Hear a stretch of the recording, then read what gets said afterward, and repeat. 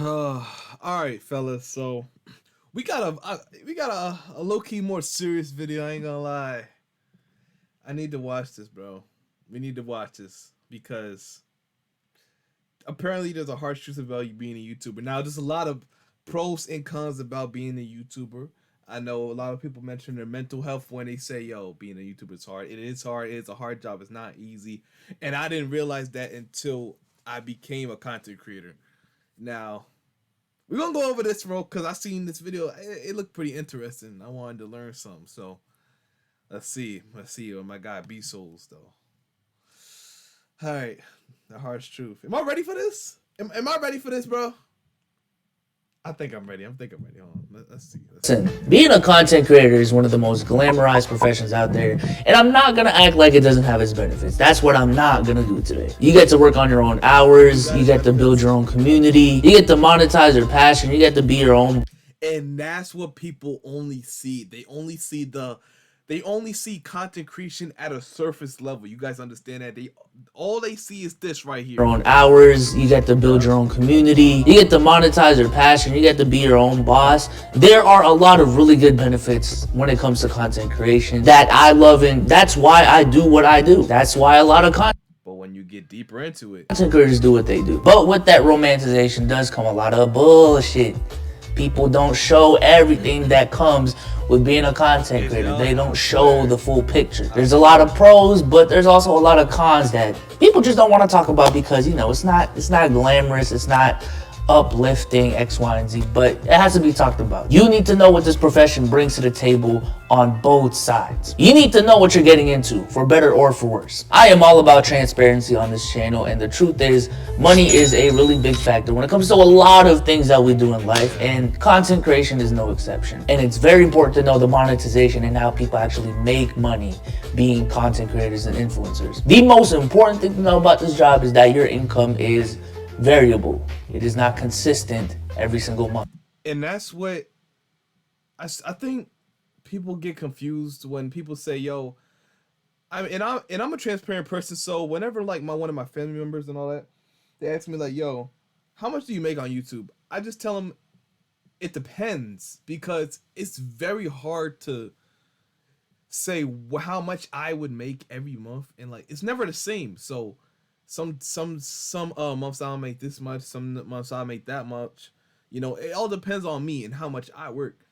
That's the pro of being like the pro and con of being your own boss. Like it depends on how much I make. You know what I'm saying? It depends how much I work, how much I upload. Did any of my uploads hit that month? Did I have like a crazy upload that got hella views that month? You know what I'm saying? It all depends, bro. So I really don't have no exact answer because if I say, "Oh, I make this much," and that's it, I'd be lying to you. And then you do YouTube and you be like, "Yo, what's good, bro? I'm getting the same amount of views as you, and I'm not making this much money." You know what I'm saying? I'm not. It's not consistent. So that's why I'm saying like it always depends. Now, there are a couple things that you can do to make your income, more consistent. One being consulting gigs, working for other people who will pay you a flat rate. Or two, you can set up something like Patreon to make things a little bit more consistent. You get recurring revenue. But even that, technically, that's variable. Patreon, the content creators OnlyFans. If y'all know, y'all know. You know what I'm saying? The only stuff you can't upload on YouTube, you just put on your Patreon. I ain't gonna lie. You know what I'm saying? So you say YouTuber goes to Miami for spring break, y'all know how I get down to Miami. You got this content you put on YouTube, but if you want a little bit more R-rated content, you know what I'm saying, the stuff that might get yellow checked on YouTube, put it on your Patreon. People still gotta subscribe. People still gotta pay to see the content. That's working smarter, not harder. I ain't gonna lie to you.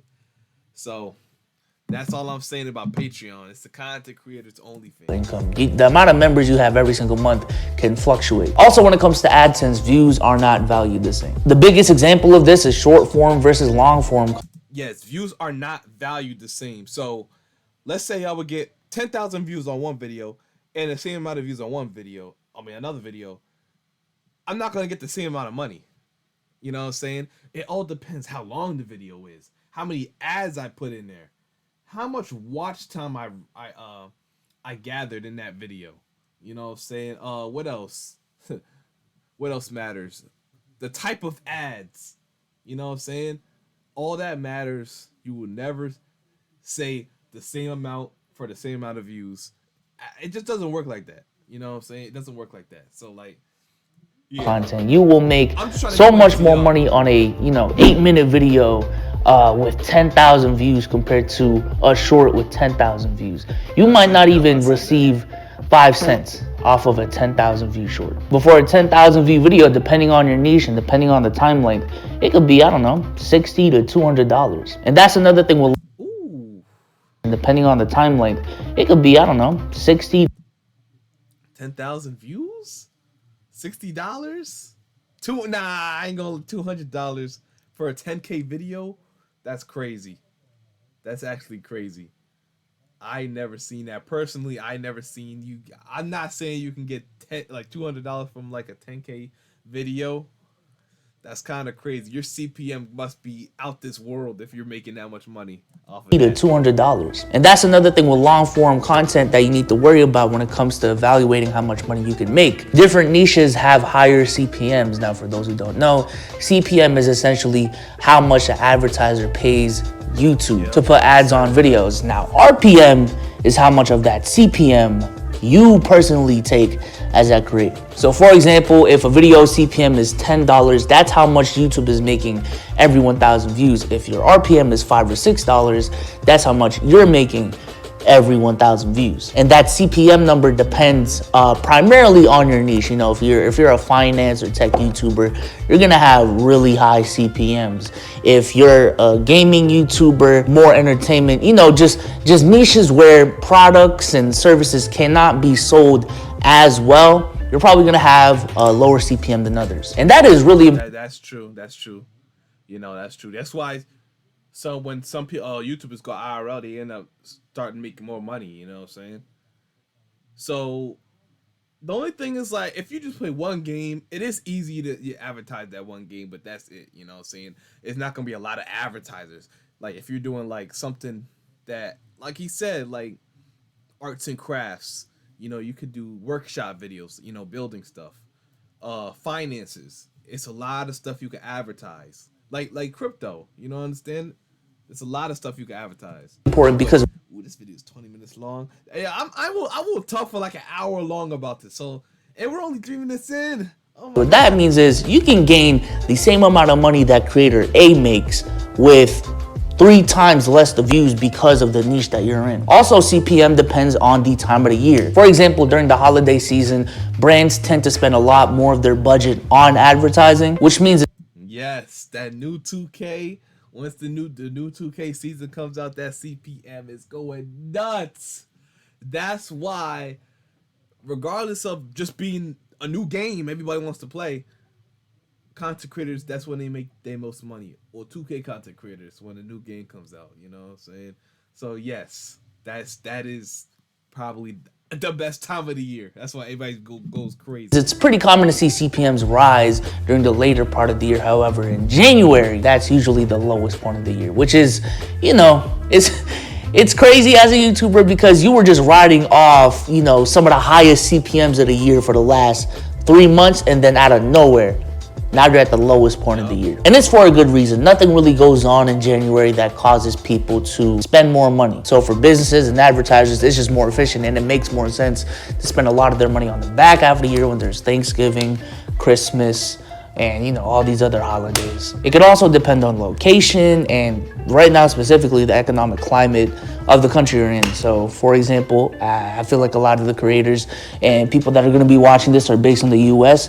If a recession hits, which might have already hit, CPMs might go down because advertisers are going to spend less money because of the economic climate. Stuff like that really affects I'm low-key learning something. I'm low-key learning something. I ain't gonna lie. Your income. And because of everything I talked about, I think content creators should just be wary when it comes to making big financial decisions. You don't want to make a big purchase or a really big life shift basing it off of the last 3 months of revenue. Now, maybe those last 3 months. If you know what he means, you know, buying a house, buying a car, and all that, just because you had a good month. You know what I'm saying? Because you still gotta pay. Like you still gotta what? Well, I was gonna say you still gotta submit payments to that. You know, house, the car, etc. You know what I'm saying? So do not go and buy so crazy ass house just or crazy car just for like a few months of YouTube crazy success. Months of revenue really is going to be your new norm.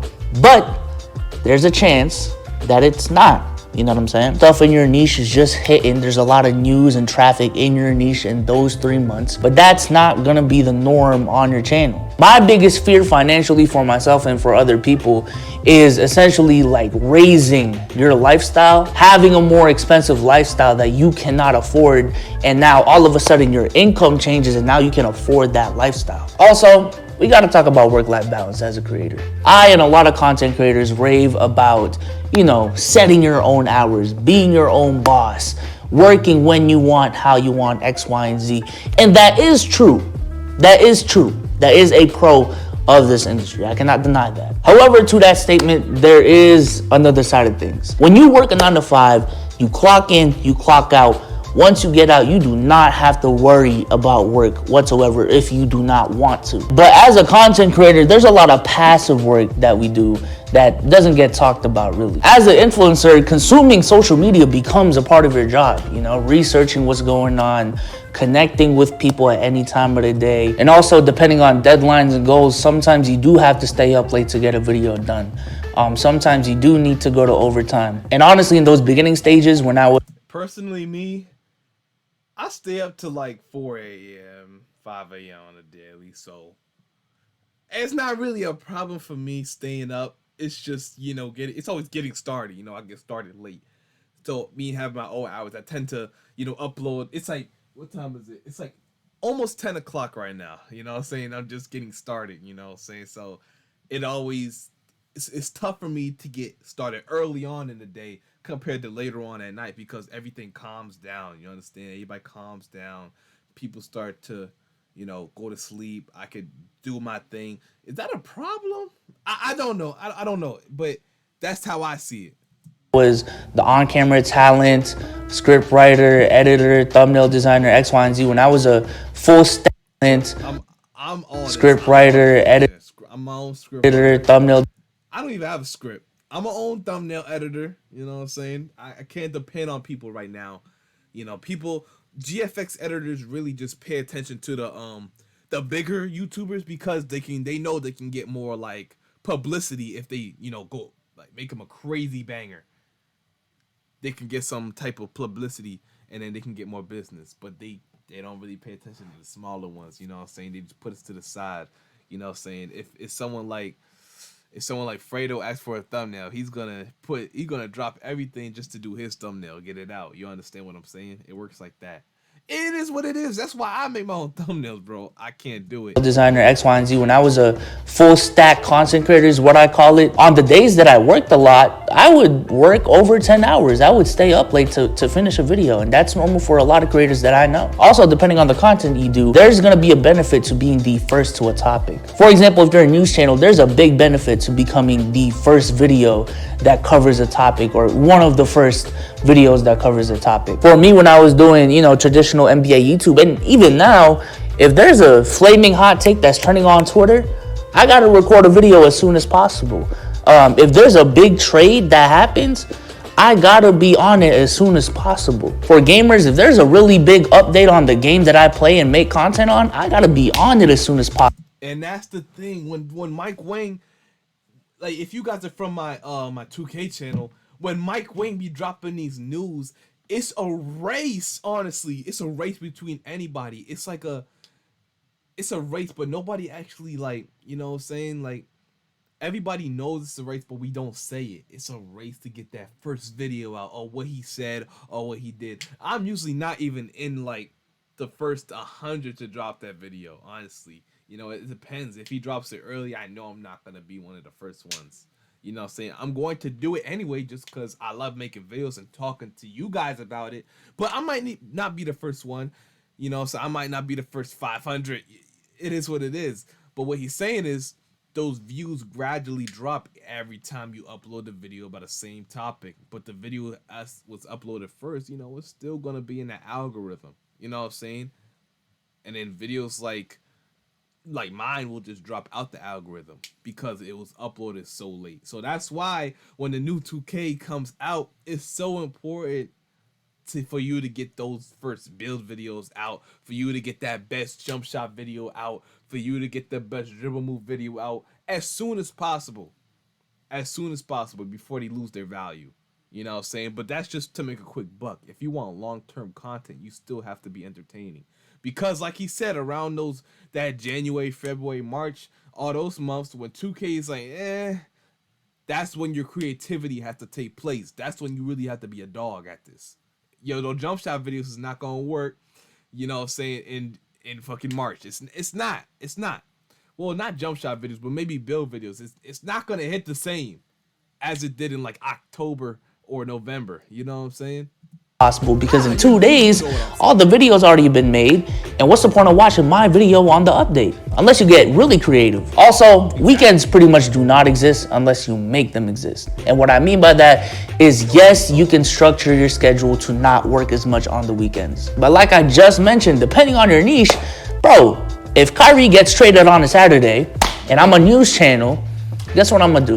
I'm gonna make a video as soon as possible, even if it's at 1 a.m., 2 a.m. Unless I'm asleep, like I can't help that. But if I'm awake, you know, it'll probably help me financially and with my goals to make a video on that as soon as possible. Now, I would actually argue. And one more thing, yes, like I said, your creativity will help you, and also uploading first, it'll help your channel get out there more. So if you want people to see you, you know, you have to be the first one on a topic, plus you have to be yourself. You know what I'm saying? You have to be decide, okay, I want people to see me for this. This is how I want to act, because I know this video is going to get a certain amount of views. So I'm going to just direct this video towards growth. You know what I'm saying?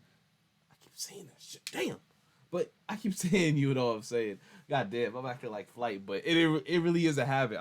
I'm sorry, fellas. I had this habit for a minute, but it is what it is. Argue that long term. I do say that a lot too. Term-wise, you probably shouldn't focus on videos that are so short-sighted. But if your passion and that's what I say, yeah, that's a short-sighted video. Like your niche is actually covering and delivering on topics as soon as they come out, then that's what comes with the game. But what I've also found is a lot of people are actually passionate about what they do. So working on the weekends is fine to them. You know, they're excited about a new video coming out. They're excited about a new project, releasing it to the public. They're excited to cover news, and it's, hey, I might as well cover it, might as well get stuff done during the weekend. Also, I've talked about, technically, you can take as much time off of work as you want. No one is telling you to work today. No one is telling you to work tomorrow. No one is telling you to work for the next week, for the next year, if we're going to the extremes. However, in practice, many creators have talked about this. Burnout is actually a real thing because people feel the pressure of having to post so constantly. Taking a week off of YouTube, taking a week off of social media is not the same as taking a week off of a regular 9 to 5. It's not, because you already know that money is guaranteed. But a week could be so much for a content creator. Like, personally, me, if I was to take a week off YouTube at the stage I'm in, it would tear me apart. Oh my God. I remember when I had this situation, I think it was back in around January, around that time, you know, saying a little past Christmas. I almost had my channel terminated because of some crazy stuff that happened. I'm not going to go into it, but I did get that resolved. But during that time, that whole thing caused me not to be able to upload for like a week or two. And that whole 2 weeks, I was just like, yo, man, I was just down. I was depressed because I wanted to upload, and I knew, like, and this was a time where my views was hitting, bro. I was in the algorithm. I was doing good, and then boom, I can't upload for 2 weeks. And you know, it's hard to get back to that point as a small YouTuber. It's hard to get back up there because you gotta work so hard. You work so hard to get up to that point, but then you just drop out the algorithm completely because you stop uploading. I'm like, damn. Then you have to constantly upload, do what you got to do for another 2 weeks to get back in the algorithm for even your views to be getting some type of traction. It's tough. So, yeah, for me, I don't believe in taking a week off from YouTube. I ain't gonna lie to you. Like, it's just not in my nature. Even if the video game is dead, either uploading on this channel or my main channel. So yeah. It just isn't, especially when this is your business, and like I mentioned before, your income is variable. You got to get to work. Also, a little side note, if you are not prepared to look at screens a majority of the day, whether that be your phone, whether that be, the screen on your camera, already play games all day, bro. Or a computer, especially a computer if you edit, dude, you should probably stay away if you don't like that lifestyle. So as any entrepreneur or self-employed role, yes, you have control over your hours and you can work however you want, whenever you want. But the reality is, in practice, there's a lot of discipline and you got to be dedicated to what you do to really succeed. A channel that uploads an 8-minute video once every 2 months that isn't Mr. Beast level of quality probably isn't going to succeed. It's not. That's level of quality. Uploads an 8-minute video once every 2 months that isn't Mr. Beast level of quality probably isn't gonna succeed. That's the truth. All right, I gotta get off here. My feet are starting to hurt. Now let's talk about the real fun stuff. Taxes. Listen. Yep. I swear, when you get that when you get the content creation, everything is a write-off, bro. I swear. Listen, they exist for us too. We are no exemption. We still have to pay taxes. And the main thing you want to know about taxes is that unlike a 9-to-5 where they take out a percentage of your paycheck for taxes, when it comes to pretty much any revenue source in content creation, they don't take out taxes. However, you are responsible for paying those taxes. Now, you can pay them quarterly, you can pay them once a year, but you have to pay for those taxes. Now, I'm not gonna get into it because I'm not a tax expert myself, but a rule of thumb that a lot of creators have is anything that comes in, pretty much put 30 to 40% of that away just for taxes, which sucks, but it is what it is. I was actually watching a Colin and Samir video where they suggested to save 50% of everything that comes in just for taxes, which is crazy. But taxes are a bitch. Next, we got to talk about the lack of benefits. Now, this is actually something that barely anyone talks about. I've seen like one podcast from Think Media that talked about it briefly, but no one talks about the lack of benefits as a creator, as a business owner. At a typical 9-to-5, if you work at a corporation, typically speaking, they provide you with certain employee benefits, whether that's a 401k, dental, vision, health insurance, paid time off, stuff like that. But if you're a content creator, all of that, you need to pay out of pocket. Now, from my understanding, again, I'm not a tax expert, you can write off a lot of these. I'm not saying full, maybe it's a percentage, I'm not sure myself, but you can write off a lot of these expenses. But regardless, you have to pay these things out of pocket. Now, luckily for me, my dad actually works for a pretty big company and I'm able to be under his health insurance until I'm 25. But unless you have a situation like that, you have to pay for insurance out of pocket. And it's important to keep that in mind, not just for yourself, but also if this is a career you want to go to, how that's going to work out when you have a family and you want to get them insurance and all these benefits as well. Now let's go away from the legal side, I ain't gonna lie, the boring side of things for a lot of y'all. But I think it's important to know and go back a little bit to work-life balance and stuff like that. It's hard to grow on YouTube. It is hard. Now, luckily, the industry has developed long enough for people to realize this, but growing your own platform from scratch is no easy feat. It's not. I always think about the age-old question, is it too late to start a YouTube channel in X year? And this has been a question that's been asked ever since I've been on the platform. People always think because you weren't on the ground floor that it's too late now. Things are too established. But in YouTube, that is far from the case. Depending on who you talk to, if you talk to Mr. Beast, I feel like he would say that this is just the ground floor. This is just the beginning. I think competition is more fierce now. There's a lot of great content out there. The standard for a good video is higher. There's just more people. That's what I'm saying. Like, it is honestly, these days you should more lean on your ability to entertain a person or just having your whole personality, but maximizing it ×2 on YouTube. And you just naturally gonna grab people's attention, grab people that fuck with you. You know how you go to a new school, you start to make friends because of how you are as a person? That's exactly what it is. And it's no different. Instead of, say, you get 4 or 5 friends, remember, you're on YouTube, so millions of people watch. So you're going to be getting hella friends, hella people. There's millions of people who like how you are as a person. If you're watching this, there are millions of people who would love to be friends with you because of how you act. And YouTube is the best way to find them. And that's how you get viewers. That's all it is.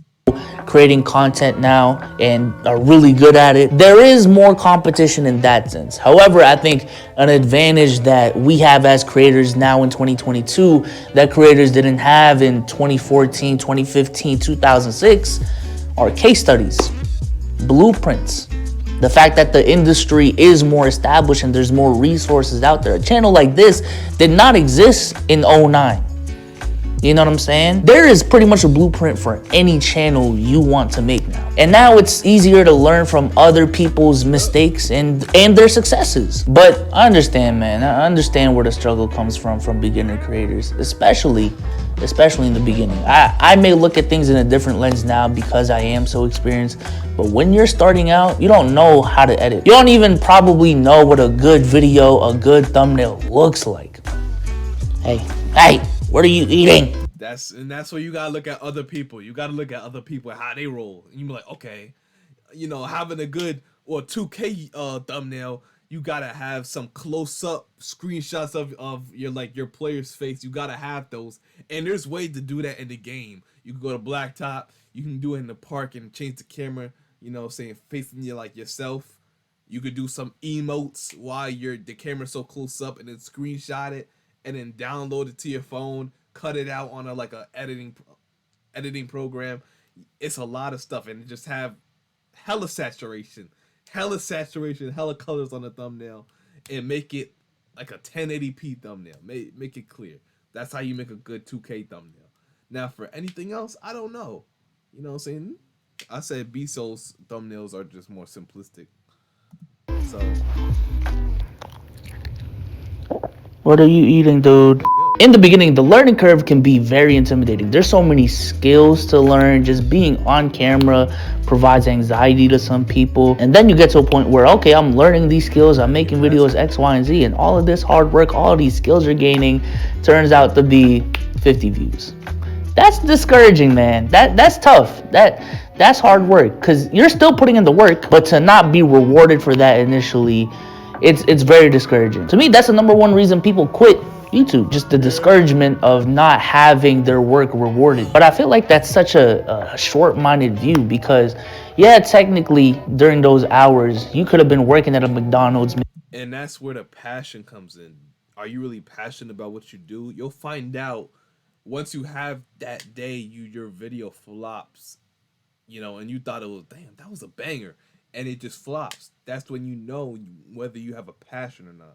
Making 15 an hour, but the potential of what your platform can be if you put in this work for 6 months and now you're making 3x, which could have made a McDonald's if you worked at McDonald's those whole time is crazy. But then, like I mentioned in a previous video, even if you do blow up, there's still that conversation of, yo, is your channel something that's gonna be sustainable? Is this gonna be something that you can do for a career? Or is this ultimately just gonna be a side hustle that you get extra cash from and it's really just gonna be a 2 to 3 year peak? It's already extremely hard to get to the top of the mountain, but no one really talks about how hard it is to stay on top of the mountain. That might be even harder than getting on there in the first place.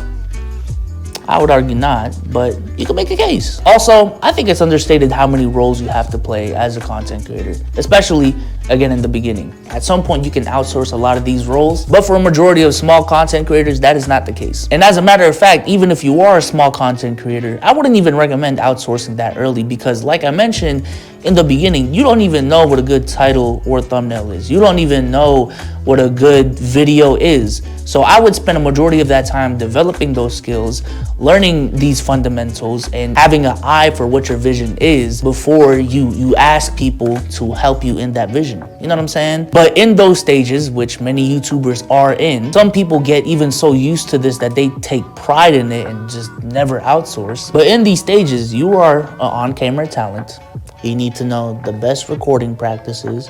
You need to know what equipment is good. You're an editor. You're a graphic designer. You're a channel manager. You're a marketer. You're a negotiator. You're a cameraman. You're a scriptwriter. You're a researcher. Now, mind you, everything I just said Big content creators, big companies, corporations pay a lot of money for just one of those roles. As a content creator in the beginning, you are all of those roles in one. It is a lot. It is a lot. People just make it look easy, and it does become a little bit easier when you have resources to outsource. But nah, bro, there's a lot of work that goes. And honestly, once you talk for a certain amount of time on YouTube, I feel like some people don't even really need scripts anymore. If you have a plan of what you're talking about, if say I'm going into a video and I know what I'm going to talk about, I could just flow and some new ideas will come into my head to talk about, and I'm going to just spit it out and it just flows. You know what I'm saying? Sometimes it's just, you just got it like that. Into this, and I kind of touched on it earlier a little bit, but the mental health aspect. The mental health aspect. Listen. And this is probably the most popular con about doing YouTube. You know what I'm saying? Everybody talks about the mental health. Yes, it does get draining.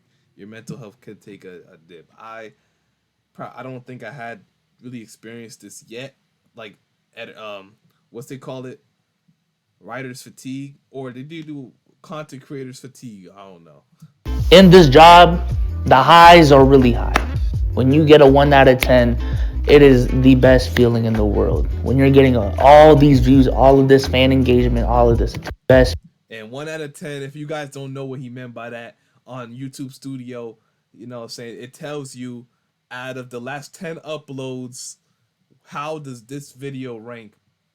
So a 1 out of 10 is like the best. Okay, that's the best video you uploaded out the last 10 of your videos. So in case you wanted to know what he meant, yeah, that's what he meant. Feeling in the world when you're getting all these, because you might 1 out of 10, that's bad. But no, it's good. That means that's the best video you had. Yeah, that's the best video you had. Views, all of this fan engagement, all of this attention. It feels good. You feel validated for your work. You're getting rewarded for your work. It feels really good. However, on the opposite side of things, the lows are really low. Not gonna lie, 10 out of 10 is nah, it's crazy. Nah, you be like, damn, fuck. You already know that was a bad upload. And most of the times when I get a 10 out of 10, I'm like, okay. You know, say on to the next. That's the mentality I have. All right, this one that hit, on to the next. On to the next. This one that hit, on to the next. That's it. That is what it is. They're really low. Off of experience, off of asking other creators, and you know, this is just something creators talk about a lot. When you see that 10 out of 10 on YouTube Studio, yes. It can damn near ruin your day. It can bring down your mood. And the worst 10 out of 10s is those 10 out of 10s that you worked extremely hard on. You thought was gonna be a banger idea. You spent a lot of time on. You upload it, and it's not getting the reception that you feel like it deserves off the bat. It's really discouraging. And on a grander scale, like I said, you might be used to this certain lifestyle, this certain revenue number for X amount of months. However, when those numbers go down, which for most creators, they will at some point, they might come back up.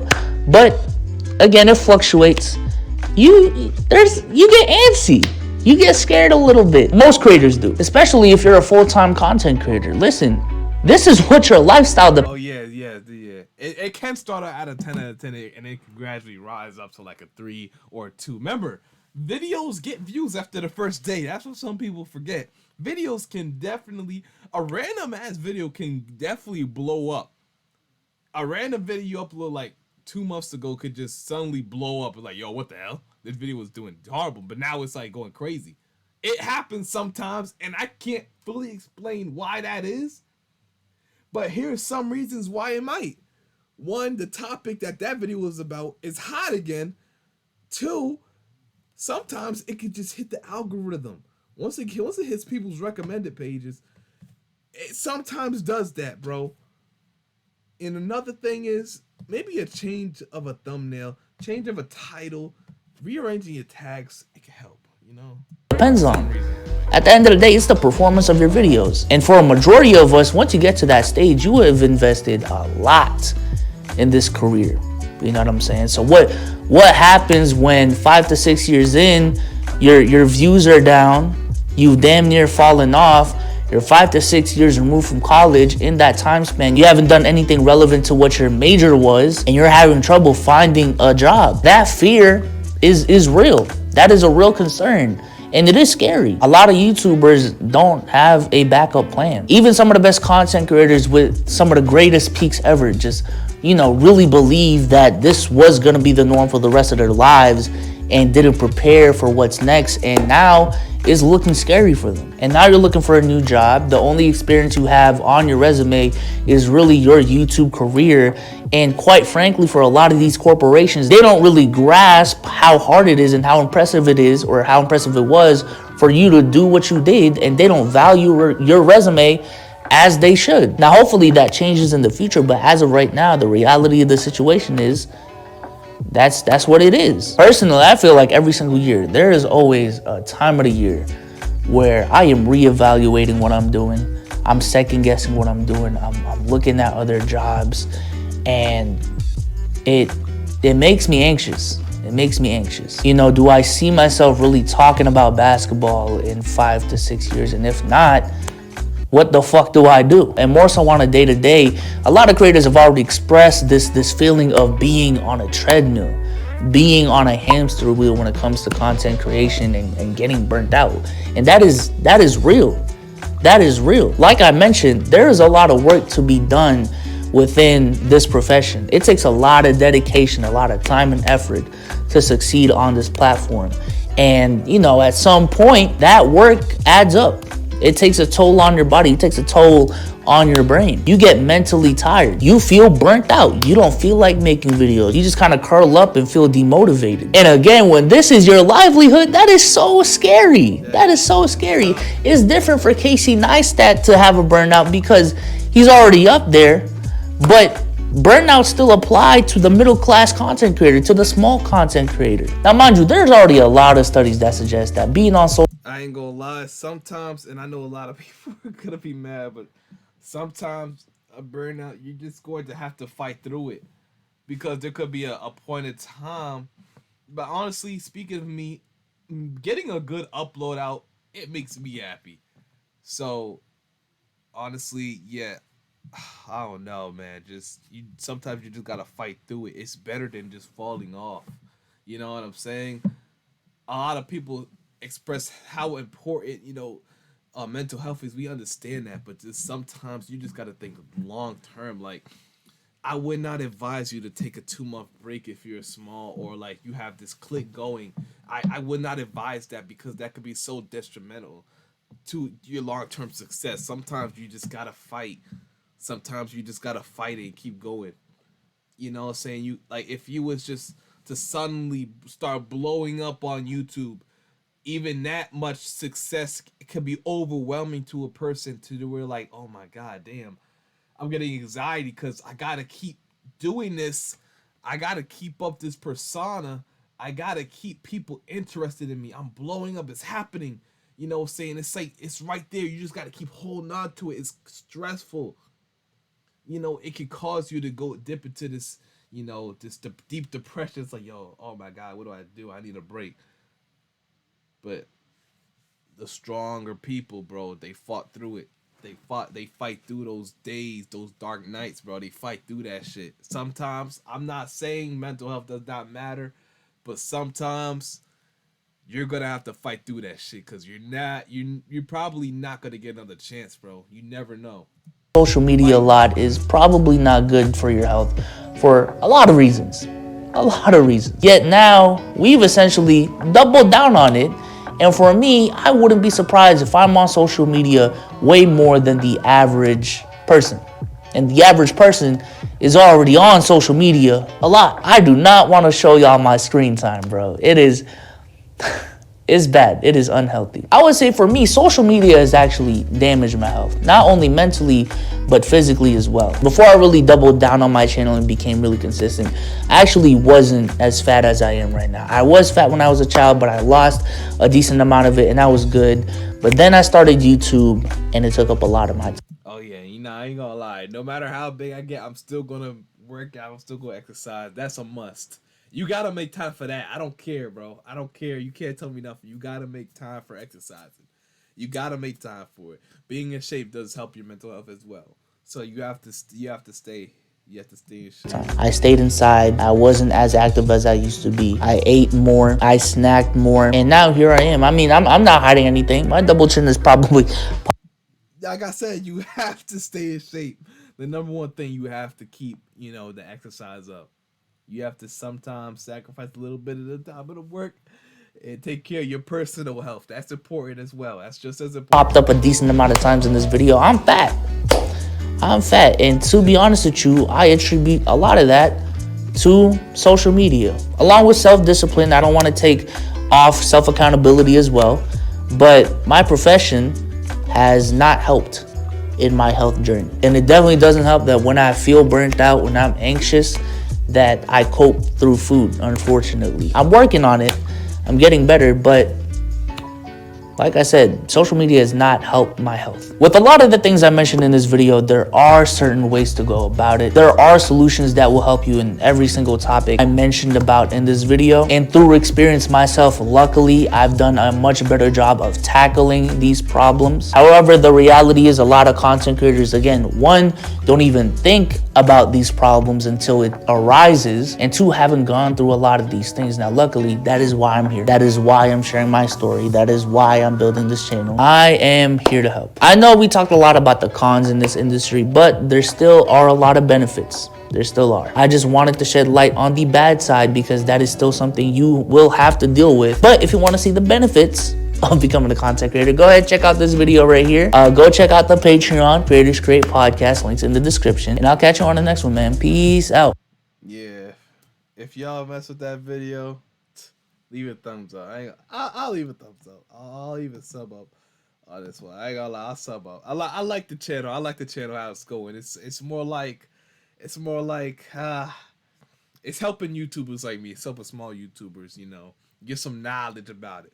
But I ain't gonna lie, everything he said is facts. Everything he said is facts. If you think about starting a channel, you have to take this video, everything he said in this video, and everything I say into account because, say we both had experience on doing it. So yeah, it is what it is. He had his viewpoints and I had mine.